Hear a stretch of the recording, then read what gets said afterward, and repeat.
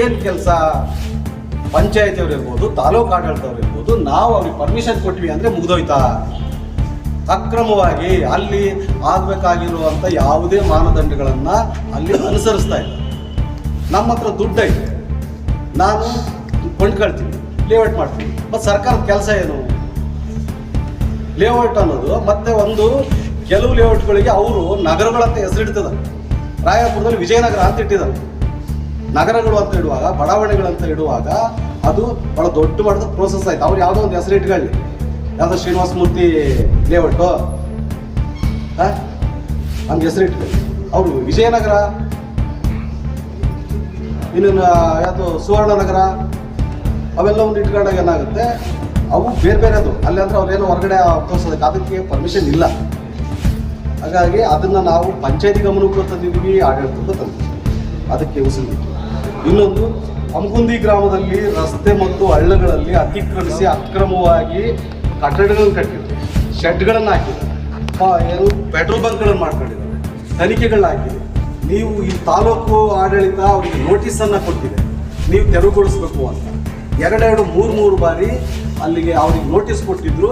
ಅವನ್ನ ತಾಲೂಕು ಆಡಳಿತ ಅಲ್ಲಿ ಮುಂದೆ ನಿಂತು ಒಡೆದು ಬಿಸಾಕುವಂಥ ಕೆಲಸ ಮಾಡ್ತಿಲ್ಲ. ಇದನ್ನಾಗಲೇ ಸುಮಾರು ಸಾರಿ ಗಮನಕ್ಕೆ ತಂದಿದ್ದೀವಿ. ಆದರೆ ಅವರು ಯಾವುದೇ ರೀತಿ ಅಲ್ಲಿ ಅದನ್ನು ತೆರವುಗೊಳಿಸುವಂಥ ಕೆಲಸ ಮಾಡ್ತಿಲ್ಲ. ಆಡಳಿತ ಉಸಿರು ಬಿಡ್ತಿದೆ. ಹಾಗೆ ತುಮಕೂರಿನಲ್ಲಿ ಶಾಲೆಗೆ ಸಂಬಂಧಪಟ್ಟಂಥ ಜಾಗದಲ್ಲಿ, ಶಾಲೆಗೆ ಸಂಬಂಧಪಟ್ಟಂಥ ಶಾಲೆ ಜಾಗದಲ್ಲಿ ಶೆಡ್ ನಿರ್ಮಾಣ ಮಾಡ್ಕೊಂಡ್ರು. ಅವ್ರ ಜಮೀನದು ಶಾಲೆ ಹೆಸರಿಗೆ ಐತದು. ಅಲ್ಲಿ ಕೋಳಿ ಫಾರಂ ಮಾಡ್ಕೊಂಡ್ರು. ಮತ್ತೆ ಸೋಲಾರ್ ಹಾಕಿದ್ದಾರೆ. ಆ ಜಾಗದಲ್ಲಿ ಸೋಲಾರ್ ಹಾಕಿದ್ದಾರೆ. ಶಾಲೆಗೆ ಸಂಬಂಧಪಟ್ಟಂಥ ಜಾಗದಲ್ಲಿ ಅದಕ್ಕೆ ಬರೋಂಥ ದುಡ್ಡನ್ನು ಯಾರೋ ಒಬ್ಬ ಖಾಸಗಿ ವ್ಯಕ್ತಿ ಅವನು ಅದರ ದುಡ್ಡನ್ನು ಬಳಕೆ ಮಾಡ್ಕೊಳ್ತಾರೆ, ಅವನು ಹೋಗಿ ಸೇರ್ತಾರೆ. ಇನ್ನು ತಾಲೂಕಿನ ಕೆರೆಗಳಲ್ಲಿ ಮರಳು ಎತ್ತೋದ್ರ ಜೊತೆಗೆ ಆ ಮಣ್ಣನ್ನು ಇಟ್ಟಿಗೆ ಮಾಡೋದಕ್ಕೆ ಮಣ್ಣನ್ನು ಎಷ್ಟು ಸಾರಿ, ಈಗಾಗಲೇ ಬರೀ ನಾನು 15 ದಿನದಲ್ಲಿ 4 ಸಾರಿ ಹಿಡ್ಕೊಟ್ಟಿದ್ದೀನಿ. ರಾತ್ರಿ 12 ಗಂಟೆ ನಿನ್ನೆ ಕೂಡ 3 ಟ್ಯಾಕ್ಟರ್ಗಳು ನಿಲ್ಲಿಸಿದ್ದೀವಿ. ಏನು ರಾಮಪುರ ಸ್ಟೇಷನ್ಗೆ ಸಂಬಂಧಪಟ್ಟ ಹಾಗೆ ತಾಲೂಕು ಆಡಳಿತ ಗಪ್ಚು. ಮತ್ತೆ ಇಡೀ ತಾಲೂಕಿನಲ್ಲಿ ಅಕ್ರಮವಾಗಿ ವಸತಿ ಶಾಲೆಗಳಾಗ್ತವೆ, ಅಂದರೆ ಕೋಚಿಂಗ್ ಸೆಂಟರ್ ಶಾಲೆಗಳನ್ನು ಬಿಡಿಸಿ ಅಲ್ಲೆಲ್ಲೋ ಓದ್ತಿರ್ತಾರೆ ಹುಡುಗರು. ಆ ಹುಡುಗರನ್ನ ಅಲ್ಲಿ ಶಾಲೆ ಬಿಡಿಸಿ ಇವ್ರು ಕರ್ಕೊಂಡು ಬಂದು ಇಟ್ಕೊಂಡು ಇಲ್ಲಿ ಅವ್ರು ಹಾಸ್ಟೆಲ್ ಮಾಡ್ಕೊಂಡು ಅವರು ಟ್ಯೂಷನ್ನು ಮಾಡ್ತಾರೆ. ಅದೇನು ಎಕ್ಸಾಮಿಗೆ ಬೇಕು ಎಷ್ಟು ಬೇಕೋ ಅಷ್ಟನ್ನು ಪಾಠ ಮಾಡ್ಕೊಂಡು ಅಲ್ಲಿ ಇಟ್ಕೊಂಡಿದ್ದಾರೆ. ಹಾಗಾದರೆ ಶಾಲೆಗಳು ಹಾಕಬೇಕು. ಯಾವುದೋ ಶಾಲೆಗೆ ಹೋಗ್ತಿದ್ದಾರೆ, ಅಲ್ಲಿ ಅವರಿಗೆ ಅಟೆಂಡೆನ್ಸ್ ಬೇಕು, ಮತ್ತು ಅಲ್ಲಿ ಅವರಿಗೆ ಏನು ಕೃಪಾಂಕ ಬೇಕು, ಕನ್ನಡ ಮೀಡಿಯಮ್ ಇದು ಬೇಕು ಅಂದ್ಕೊಂಡು ಅಲ್ಲಿ ಸೇರಿಸಿರ್ತಾರೆ. ಅದನ್ನಾಗಲೇ ಹೋದ ವರ್ಷದಿಂದನೂ ನಿಮ್ಮ ಗಮನಕ್ಕೆ ತರ್ತಾನೆ ಇದೆ. ಹಾಗೂ ಅಲ್ಲಿಗೂ ಚಿತ್ರದುರ್ಗ ಜಿಲ್ಲೆ ಮೊಳಕಾಲ್ಮೂರು ತಾಲೂಕಿನಾದ್ಯಂತ ಹಲವಾರು ಜ್ವಲಂತ ಸಮಸ್ಯೆಗಳಿದ್ದು ಈ ಸಮಸ್ಯೆಗಳಿಂದ ಜನರು ಹೈರಾಣಾಗುತ್ತಿದ್ದಾರೆ. ಹಲವಾರು ಬಾರಿ ಆಡಳಿತದ ಗಮನಕ್ಕೆ ತಂದಿದ್ದರೂ ಯಾವುದೇ ಕ್ರಮ ಕೈಗೊಳ್ಳದೇ ಇರುವುದರಿಂದ ದಿನೇ ದಿನಕ್ಕೆ ಸಮಸ್ಯೆಗಳು ಉಲ್ಬಣಿಸುತ್ತಿವೆ. ಇದರಿಂದ ಸಾಮಾನ್ಯ ಜನರು ಆಡಳಿತದ ಮೇಲೆ ನಂಬಿಕೆ ಕಳಕೊಂಡು ಕೈಚೆಲ್ಲಿದ್ದಾರೆ. ಇಲ್ಲಿ ಹಣ ಮತ್ತು ಅಧಿಕಾರ ಇದ್ದರೆ ಏನೆಲ್ಲ ಮಾಡಬಹುದು ಎನ್ನುವುದನ್ನು ಮತ್ತೆ ಮತ್ತೆ ಪ್ರಭಾವಿ ಭ್ರಷ್ಟರು ತಮ್ಮ ಕಬಂಧ ಬಾಹುವನ್ನು ಬಳಸುವ ಮೂಲಕ ಸಮಾಜಘಾತಕ ಶಕ್ತಿಗಳಾಗಿ ಸಮಾಜದಲ್ಲಿ ಅಶಾಂತಿ, ಭ್ರಷ್ಟತೆಯಿಂದ ಮನಸೋ ಇಚ್ಛೆ ನಡೆದುಕೊಳ್ಳುತ್ತಿದ್ದಾರೆ.